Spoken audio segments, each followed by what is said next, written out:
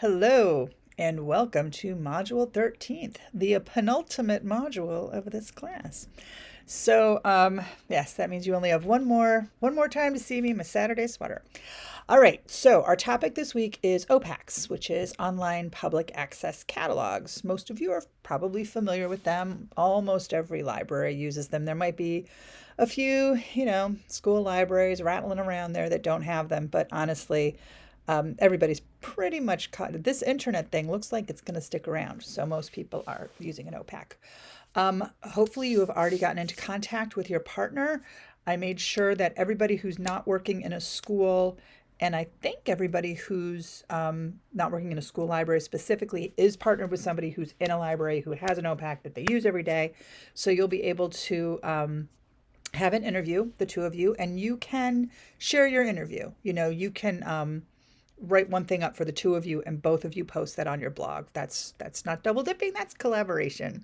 So you're going to do the interview, post about that in your blog, and then your main project is to look at the OPAC that you talked about in the interview, and then another OPAC, and there's a page, Capterra, who they have a list. There's like three that have external links right to those three OPACs. The rest of them they give overviews, but I would also go to that OPAC's page, see what you can find out. So study look at the two different OPACs, and then you're going to write a proposal. So if you're working in a school and the OPAC that you already have is Follett and you love it and it works great, pretend like your administrators are saying, oh, it looks like Koha is free, which it is, except for if you get it, you're going to want to get like LibLime or somebody to take care of it for you. So not actually free, just open source. But they want you to do that to save money. So what you're going to do is argue, no, I would like to keep my OPAC that I have now. Or if you're using an OPAC that you don't like, maybe you don't like Follett and you're like, actually, LibLime sounds great. Maybe I want to switch to that. So basically, you're either going to be advocating for an OPAC change or fighting against an OPAC change. Doesn't matter to me which way you want to do it. And then you're going to do a presentation, and you can use whatever format you want, but make sure that you have a comparison of what they offer, what the needs of your students are. And of course, if you're not in a school, you're using imaginary students, or you can use, you can insert yourself into your partner's life. You can single white female your partner. You can become them. However you want to do it. I just want to see a comparison of OPACs in sort of a, real life situation kind of thing. So you're going to do that. That's your main project. You're going to talk about it in the discussion.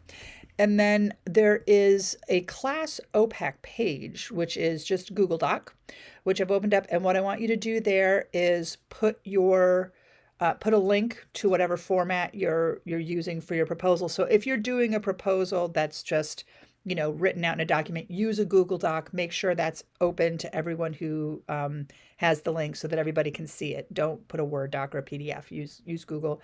And then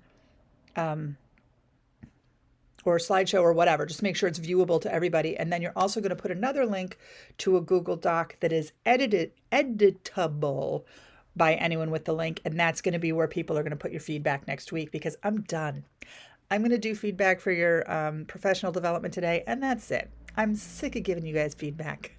I will, of course, look at your projects, but you're going to be getting feedback from one another. And I'll talk about it next week, but please use like the positive feedback thing. Which frankly is just a good method to use it. Notice the things that are done right, and then comment on what could be added or changed to further make it better, as opposed to, well, this sucks.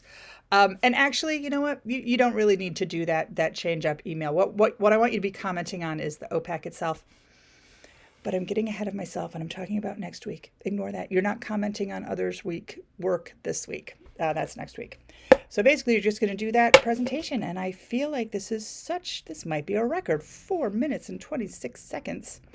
The discussion boards is just going to be your OPAC experience, and that's that. So, wow. All right, under 5 minutes. You're welcome. All right, I'll see you next week.